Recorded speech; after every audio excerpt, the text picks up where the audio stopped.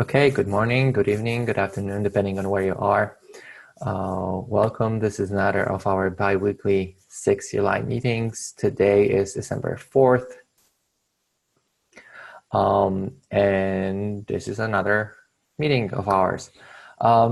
We skipped the last meeting 2 weeks ago due to KubeCon.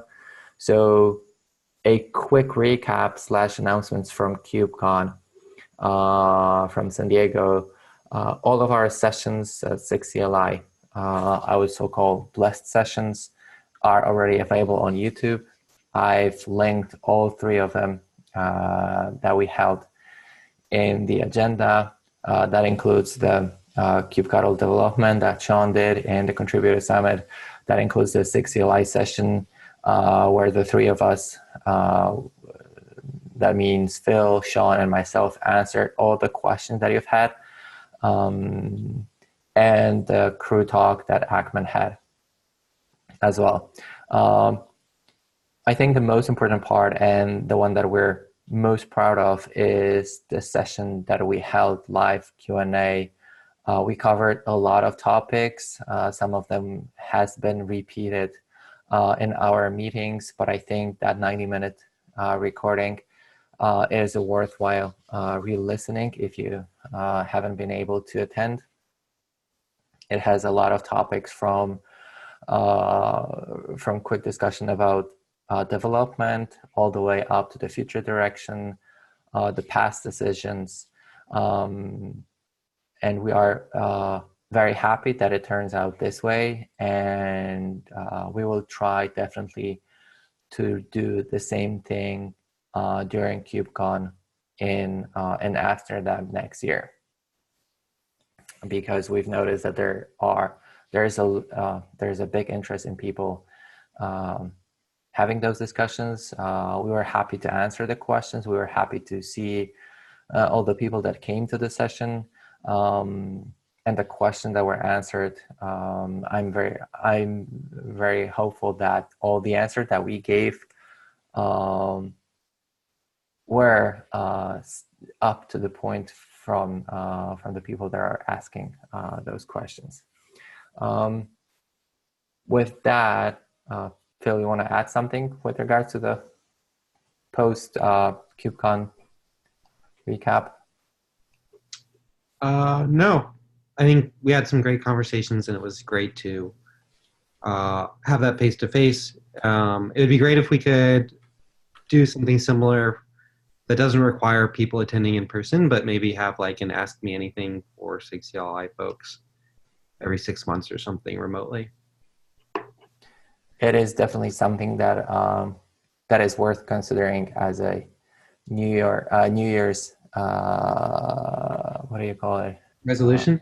Yeah, New Year's resolution probably would be worthwhile to do something similar. Maybe even more frequently, like once a quarter or something like that, depending on the needs of the people that are attending our calls. Yeah, I think that would be great. Okay, perfect. So with that, we can move to the main topics in the agenda. Antoine and Julian, are you on the call? I've seen Julian on the call. Yep. Hey. Can you talk about the GA for kubectl diff and the dry run? Yeah, I think I was hoping Antoine would come to talk about diff, but for dry run and diff, we want to take it to GA. For dry run, we don't have like a flag yet, but we want to update the KEP and secure like what that flag is. So there's an open issue about it. I think the proposal was to reuse the dry run flag, and yeah. If people could take a look, or I'm not sure who has a look at this KEP or the issue, that would be really helpful. I don't have very much to say about diff if Antoine's not here, but we want to take it to GA. Is there a KEP open, or there is a KEP already approved for 118? Because I'm assuming you're talking about 118 timeframe. Yeah, I think for dry run, it would probably have to be like beta flag. There is a cap for both of them, but yes, 118. Okay.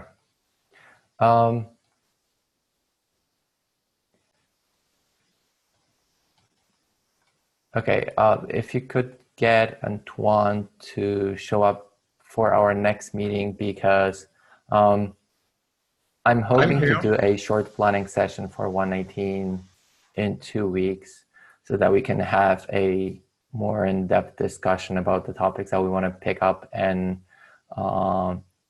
lead to completion within that time frame. So it would be nice if he shows up for that session in 2 weeks and gives us a little more in-depth information about what is required and what are the steps to achieve that one. Hey, I'm here right now. Oh, cool. I was late. Sorry about that. No worries. Can you walk us through in that case, or you're fine doing that in 2 weeks when we'll be talking the 118 planning? Yeah, we can talk in 2 weeks. Okay, perfect. I would then postpone that one into in 2 weeks because it would be beneficial. I'm guessing that the work still would cross both API machinery and the kubectl and the SIG CLI basically. Yeah. Okay. I don't know if Julian mentioned the issue that he opened. We have one thing that we want to change on the kubectl side, the dry run flag. Did you guys talk about that? He shortly mentioned that one, but didn't go too much in depth. Because we would like to move forward on that before between now and the next meeting. Ideally, we don't have a lot of things to do for dry run beside that. So if we can move forward with that, that'd be nice. Can you shortly discuss what kind of a change or? So right now we only have -- server dry run for apply. All other commands have the dry run command, the dry run flag only. So there is no way to do a server dry run for every other commands. We would like to have a more consistent way of like calling server dry run or dry run. We're just trying to find a good way to do that. We suggested maybe -- dry run equals server or client or local. Same discussion we had before also, do we need to use local to mean client-side dry run? So we don't know exactly what to do, and we'd like your opinion. Mostly what I'm trying to get is your attention on this ticket. If we can have a discussion on this issue, that'd be nice. So I think what we could do is, first of all, dry run has been around for quite a while, and all of our current users will expect dry run to work as a local functionality. So I don't see any objections in reshaping its current functionality or extending its current functionality. If I'm correct, the current implementation is that it is a Boolean flag. If we change that Boolean to be a string flag with a default for local, so that in case anyone is already using dry run in their own scripts, it doesn't break. Yeah. But it can be extended with dry run equals server. In that case, you're basically entering the new code path. I think that's perfectly feasible. Cool. Thank you.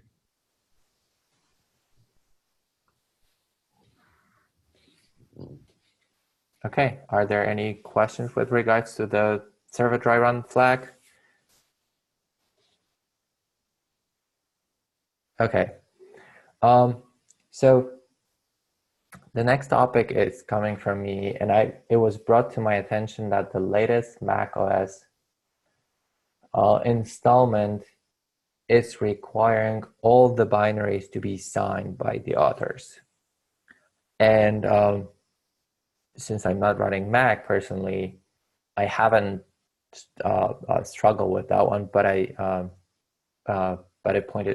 was pointed to me that any binaries, and that will include kubectl and any other binary, will require such signatures. And my ask is whether we as SIG CLI, and that would probably involve crew as well, are hoping somehow to solve this problem, or we will leave up to the binary authors in case of the crew plugins. Also, I remember that per release, we don't particularly publish any official binaries, but rather we publish just the sources of Kubernetes. Although I'm curious, and I didn't get the chance to test it or verify it in any way, how people that are working on the latest Mac OSs, have they struggled with any issues with the kubectl binaries that they built themselves?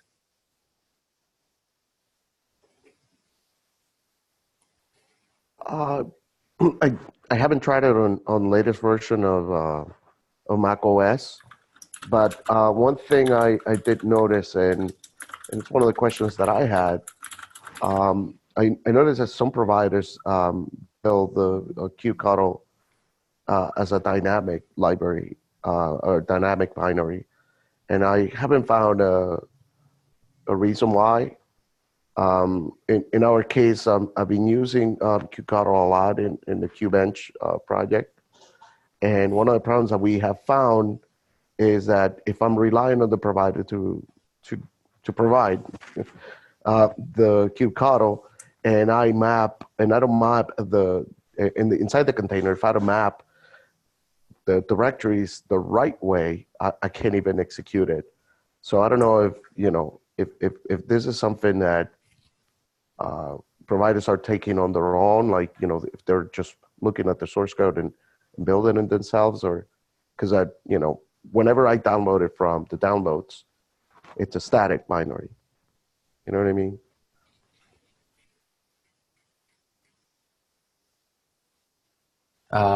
Phil, I know you're a Mac user. Did you get a chance to upgrade to the latest Mac OS? Did you experience any problems with it, or? No, I think I'm running an older version of Mac OS. Okay.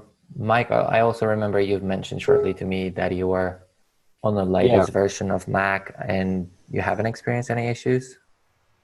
I haven't experienced any issues running kubectl, and all I can think of is that maybe at one point when I first ran it, it gave me an issue, and I just kind of blindly went through and undid the screws to let it run unsigned binaries.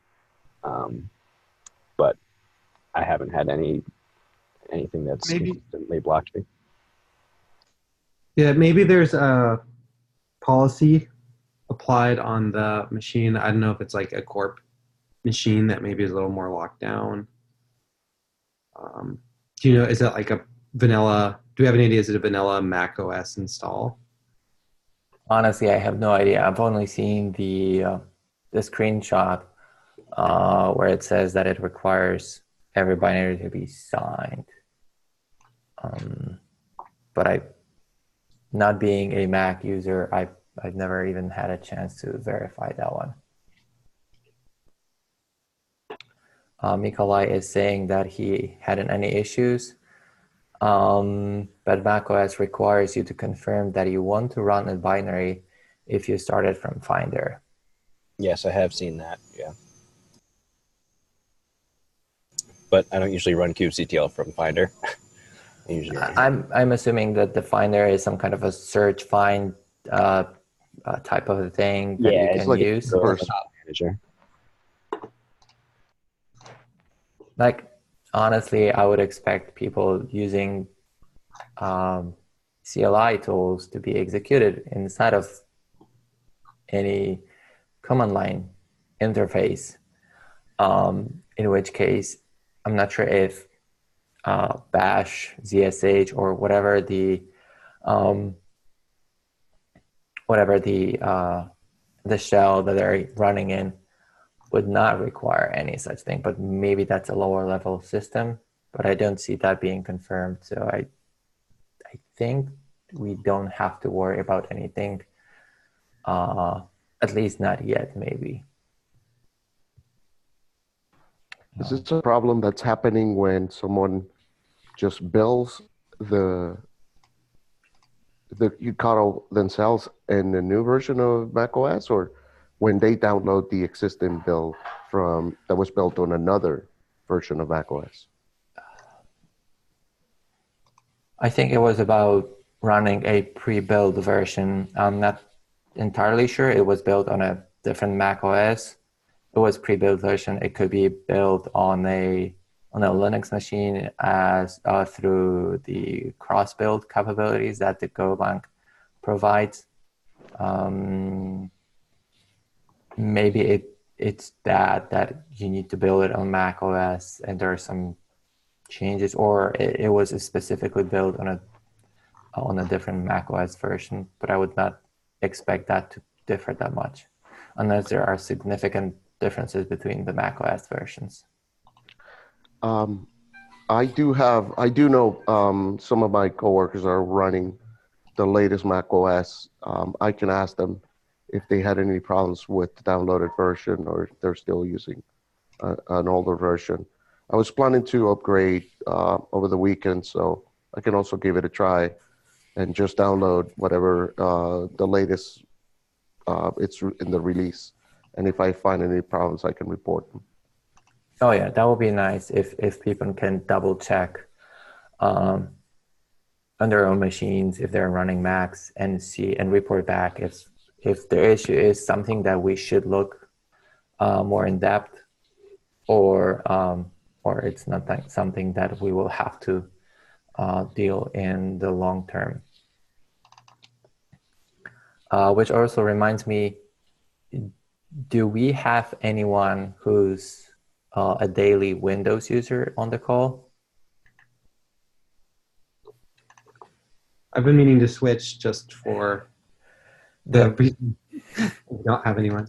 The reason I'm asking is that during the session that during the Contributor Summit, we had one person with a Windows, and it took me about half of the presentation trying to figure out how to build kubectl either using Bazel, which required apparently a specific build of Bazel with some explicit settings on the Windows sides, nor Make did not work for me.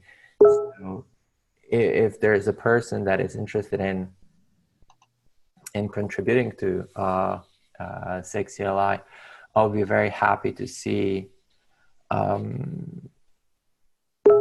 description of how to build kubectl on a Windows machine, either using Bazel or Make. If there's some changes required in the code, because from the Make invocation that I was doing back then, it was complaining about some unknown characters. It might be the problem with the new line characters. If it's as simple as that, I think we can go through a Makefile update in the Kubernetes project. If it's something different, as in you need to have a specific version of Make, and you need to build only using PowerShell or the default prompt in Windows or whatever, I'll be very happy to see someone describing the development process for a Windows machine, so that the next person that will be interested in working on kubectl with Windows can have at least that part solved, because that basically means it is not working or nobody ever got the chance to try it out. If I got a chance and hands-on a Windows machine, I'll try to verify that one myself as well.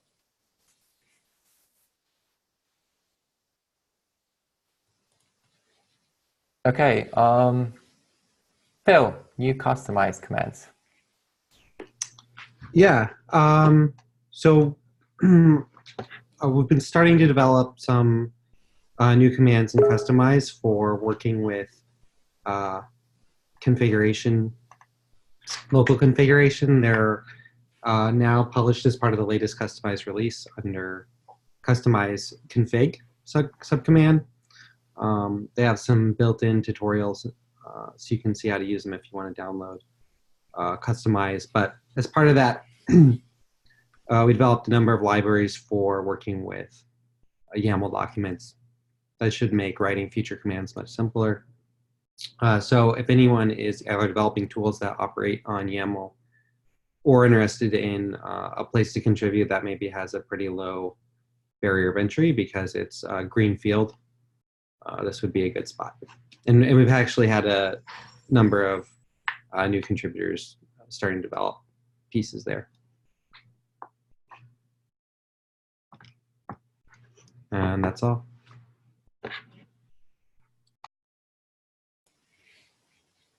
Okay. Are there any questions for Phil with regards to the customized thing?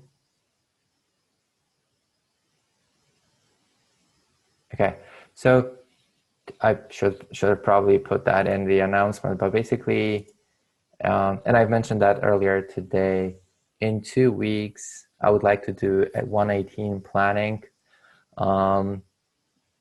During the 6 sessions, those 2 weeks back in San Diego, we got some initial ideas.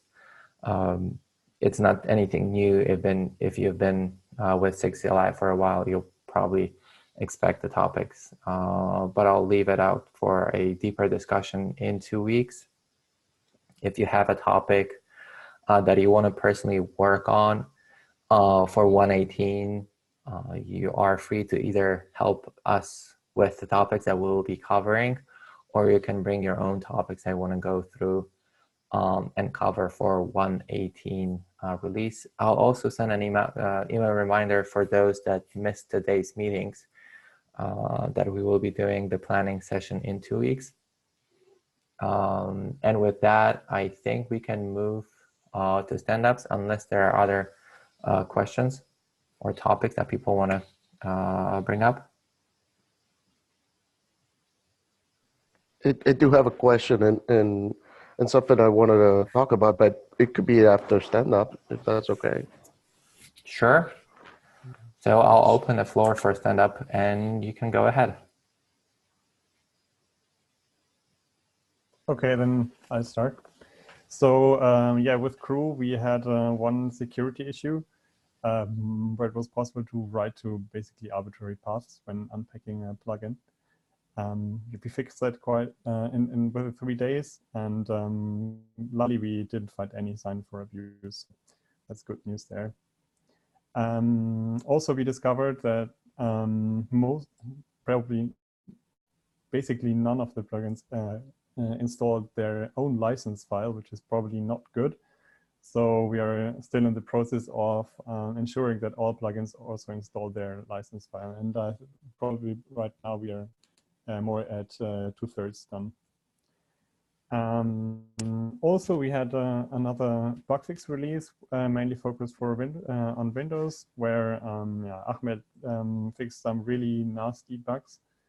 Still, we're not where we want to be because the last step in installation is creating a symlink to the actual plugin binary, and this is not possible without admin rights in Windows. Yeah, if anybody knows a way out of there, please let us know. But this is really yeah, annoying. And yeah, lastly, we've built a small tool to track download statistics for plugins. We're still, so it's not public yet, but it looks really nice. So stay tuned on that.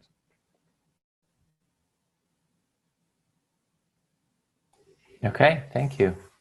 Who was the next person that wanted to talk about their topic?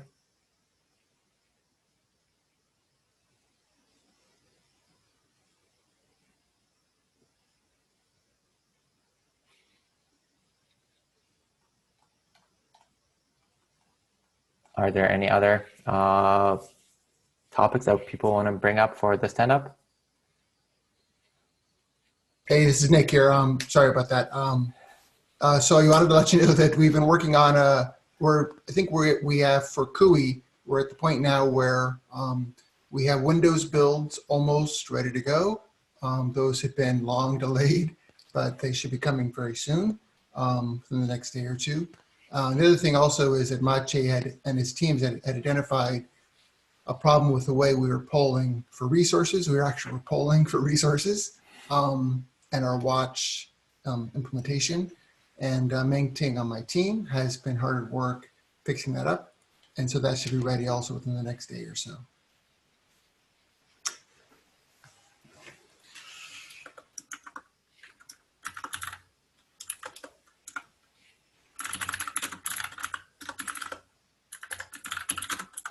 Thanks for transcribing that, Maciej. I'm just throwing my notes over there, and I'll expand that a little bit more after the call. Are there any other topics that people want to bring to the discussion? Roberto, we will be for sure covering the kubectl debug command.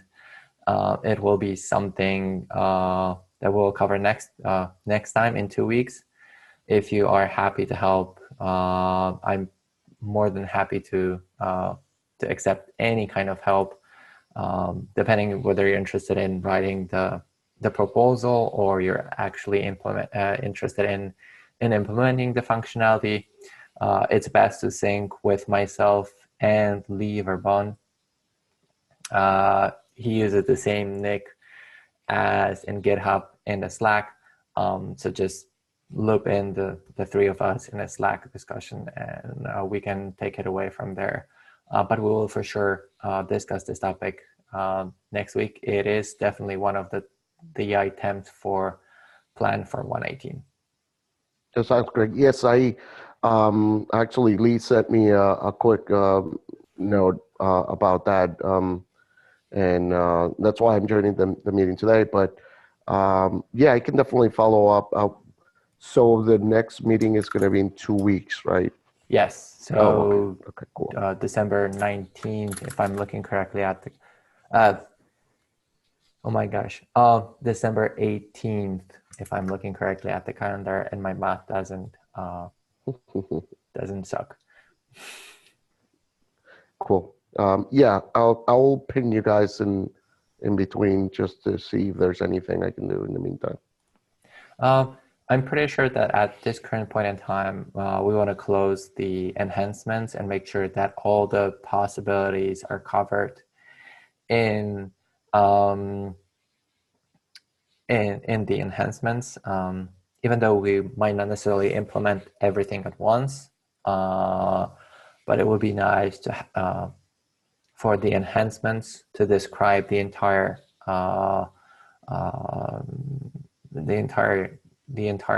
of the command, how we envision it working in the when it will be finalized. Okay.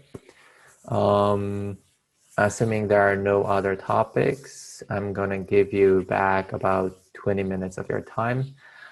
Thank you very much for your time, and see you in 2 weeks. We will definitely we'll be doing the 118 planning, and we'll definitely cover in depth much more topics.